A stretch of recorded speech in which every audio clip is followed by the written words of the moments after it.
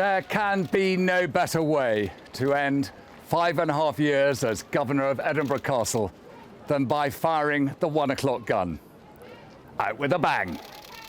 It's been the most marvellous privilege to come here at the end of a career as a Scot and represent all the great Scottish soldiers who have served before. This is the foundation stone of Scotland's martial tradition.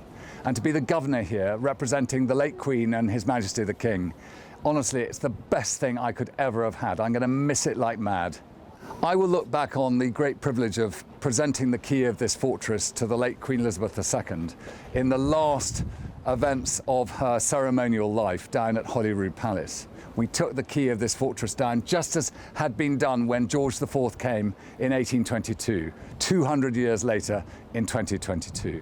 And then to have the opportunity to welcome the new king here, as has been done ever since 1822, and present him with the key and look into his eyes as I gave the time-honoured words, and to see him giving it back, which in itself confirms Scotland's sovereign rights under the Crown. I think it's always possible to make the ancient and historic feel relevant and alive.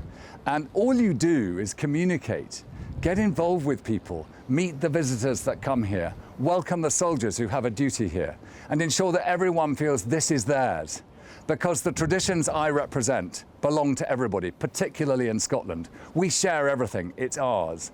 And I know that standing up here, it's the elephant in the city. Nobody can visit Edinburgh, the greatest capital city in the United Kingdom, in my view, without seeing this great fortress and enjoying what it represents. You just cannot get enough of what a treasure this place is. And then, when the tattoo comes and the music, and they fill this whole area with pipers and drummers, and you get that sense of rumbling up through the very rock itself, into your kneecaps, right up to your nose, and it shakes the timbers of your own brain. It's so wonderful. I love it.